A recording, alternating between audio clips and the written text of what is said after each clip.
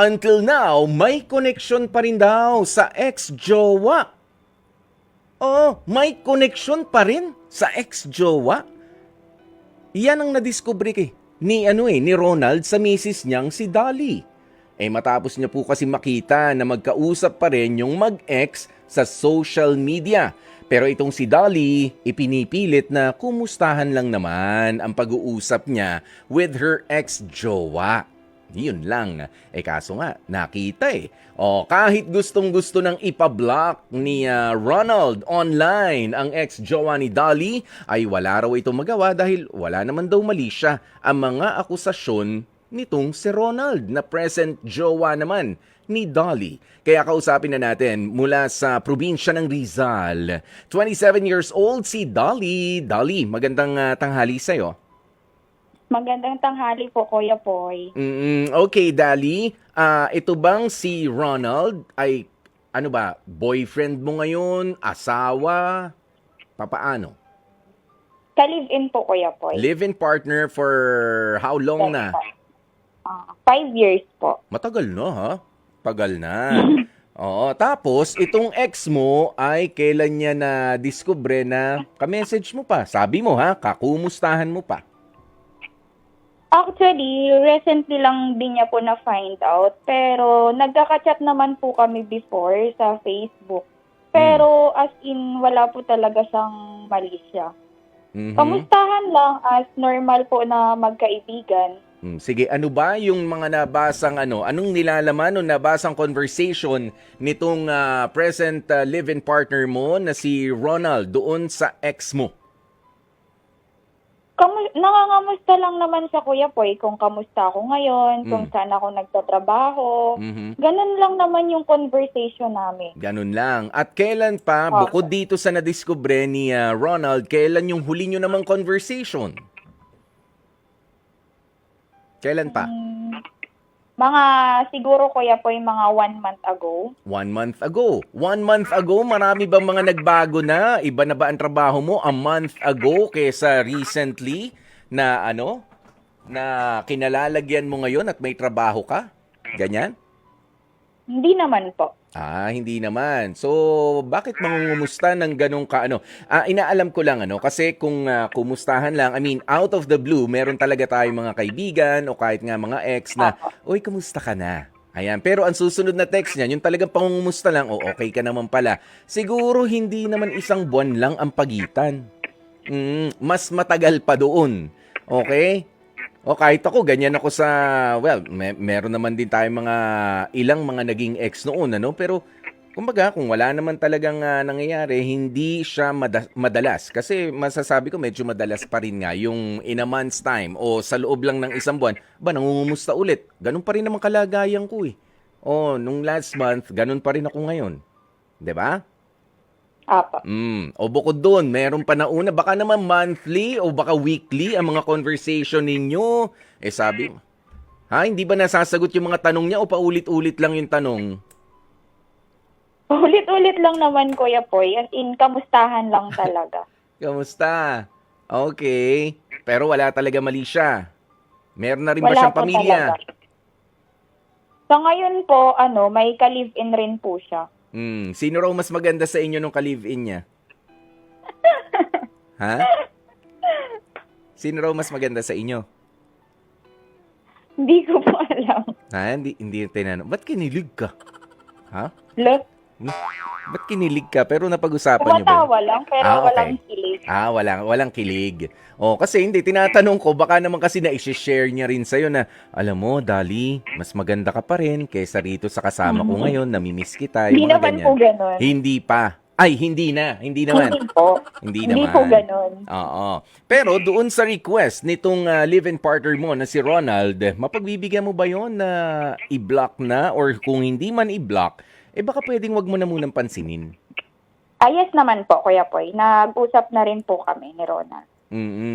Kasi nga, 'di ba? Kahit pa sabihin mo na mali yung mga akusasyon ni Ronald, legit naman yung kanyang rason na bakit nga kasi nakikipagkumusta unless meron kang halimbawa ex mo pero nagpapatulong ka sa trabaho, ganyan, baka naman pwede mo ako maipasok diyan kasi naging friends naman tayo. Plus, gusto ko rin malaman, itong ex mo ba ay kinaselosan na ni Ronald noon at gaano ba katagal din ang naging relasyon ninyo? Hindi naman po, naging ano po kami, 1 year rin po. Okay, 1 year and then after nun, si Ronald na ang sumunod. Yes po. Okay, ayan. Pero naikikwento mo ba siya dati kay Ronald? Hindi naman po. Nung bago-bago pa lang kayo, syempre magtatanong yan. Alam mo naman, tayo mga babae, mga lalaki, kumusta kayo nung ex mo? Anong ginagawa mo? Yung ganyan. Masaya naman kami, kaso niloko ko yung ganyan. Pogi-pogi nga nun eh. Baka nasabi mo yon kaya may basihan talaga si Ronald na ikaw naman. Alam mo nang pinagseselosan ko yan dati, magkasama na tayo for 5 years, nagkukumustahan pa rin kayo. Hindi naman po. Hindi naman. Okay, hindi ganun kalalim ang naging relasyon nyo? Yung ba ang sinasabi mo? Nung ex Yes mo? po. Hindi ganun Opo. kalalim. Okay, para pagselosan. So sa ngayon, ano ba ang message mo para kay Ronald to assure him na wala talaga nangyayari?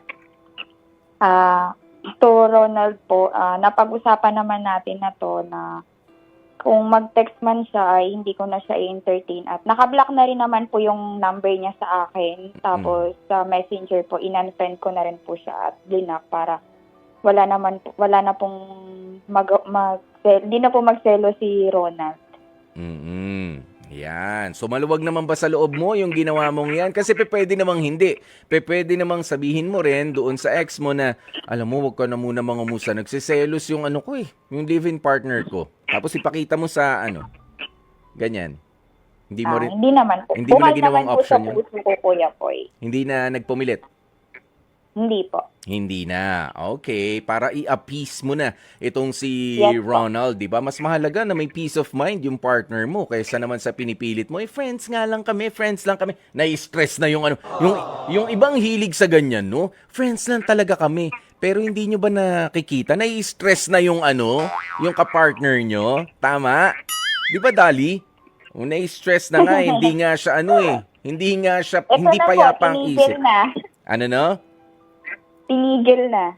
Tinigil na. Pero alam mo, ito meron tayong astig caller, no? Na si Rosel ng Caloocan, 38 years old. Ano naman kaya ang kanyang astig advice o astig comment sa kwento na ibinahagi mo sa amin? Dali, pakinggan natin. Pwede mo rin kausapin itong si Rosel. Rosel, magandang tanghali sa'yo. Hello po, magandang tanghali po. Astig advice ko po is siguro naman po pwede naman po sila na wag na lang po mag-communication kasi extra naman po sila eh. Mas priority po at mas maganda po yung ngayon po. Yung present jowa.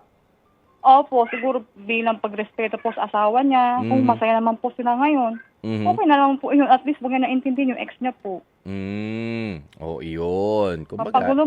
Mapagulo po kasi yun eh. Ikaw ba naranasan mo na yan, Ate Rosel? Opo, nagka-extra rin po ako. Kaso po, hindi na po kami nag-text o wala na po. Wala na po kaming communication kasi mahirap din po kasi baka magselos tayo asawa ko. Oo, mas Kahit mahirap. simpleng text lang naman po. Siyempre, bibigyan po ng kahulugan yun. Correct. Pero, paano kapag ka may utang? Pagka may utang yung ex mo, ibablock mo na ba agad? Ikaw yung naniningil, Siguro. Ikaw yung naniningil. Kung konti naman pong utang bibigyan ko na lang po yun. Kasi may pinagsamahan din naman po kami nung una. Malaki yung utang, malaki. Ay! 5,000. Tatawagan ko po. Hindi mo na ibablock hanggat hindi bayad. Hindi po, hindi ko titigilan hanggat di ba yan. Sayang yung malayo mararating ng 5,000. Payag ka doon, Opo. Dali. Kahit magkaway kami ng asawa ko. Charot ko, joke lang po. Pero hindi, di ba? Kapag ka gano'n naman ang usapan, ayan nga, kaya nga hindi ko pa ina-unfriend, hindi ko pa binablock kasi may sinisingil ako. Oh, Opo, pwede naman po sabihin ng maayos yung sa asawa po. ayun. Tama. Maraming salamat sa iyo, Rosel. Thank you po. Si Dali. Dali. Yes po, Kuya Paul. Oo, go ka lang ha. Basta sigurado, hindi naman din ikaw ang nangutang. Hindi ikaw ha. Wala naman pong ganon. Kasi pangit, binlock ko na, ganyan. Kaya pala maluwag sa dibdib na binlock, nautangan pala. Wag naman tayong darating sa ganun, ano? Kasi may ibang ganyan, ginagawa nilang modus yan, ha? Ayan, pero maraming salamat sa iyo, Dolly, no? Pero sige, meron ka pa bang naiisip na final message mo naman talaga? Alam ko kanina nag-message ka na, ano? At dito kay Ronald, at sinabi mo na nga, kahit sa amin na wala na, binlock ko na, in-unfriend ko pa nga. Ngayon, pwede ba yung para kay Ronald na lang? Gaano mo ba kamahal talaga itong si Ronald? Sige nga, sabihin mo nga, Dali. Dali? Yes po. Dali. Sabihin mo na. So, Ronald po, magtiwala lang po tayo sa relasyon natin at more blessings pa sa ating dalawa. At sana forever na po tayo. Sana. Yes po. Sana, Dali. Hindi ka pa sure? Hala, sure po yun. Sure naman na. Sure naman na. Okay. Meron na ba kayong mga anak ni Ronald? Yes po, may isa po kaming anak, 3 years yun. old po. Okay. Yan ang mga mas importante at mas mahalagang tutukan at lagyan ng ating enerhiya at inspirasyon. Okay? Ayan, maraming salamat sa iyo, Dolly, sa pagbabahagi sa amin ng iyong kwento. Kasama rin, syempre, si Ronald na nagselos, pero legit naman yung pagsiselos niya. Hindi naman na ganoon, no? Pero, alam nyo, hindi naman lahat ng mga ex ay kailangan natin talikuran na forever dahil yung iba naman po talaga mga ex natin ay naging kaibigan na lang. Okay? At kailangan nating unawain. Pero kapag dumating nga po yung punto na pinagseselosan at lagi na lang pinagmumulan ng awa yung pagpapatuloy ng pakikipagkaibigan mo doon sa ex mo, lagi na lang naaasar, naiinis at nawawalan ng peace of mind ang partner mo, pakinggan din natin yung partner natin. Yung partner natin, araw-araw na nating kasama yan. 'Di ba? Mas madalas nating iniisip ang kinabukasan kasama sila. While yung ex natin, nabigyan ng pagkakataon noon, pero hindi nga nag-workout, kaya wag nyo nang ipilit na friends lang kung kung maisasakripisyo naman ang magandang samahan ng inyong present na karelasyon sa ngayon. Yan naman ang aking astig payo para sa inyo.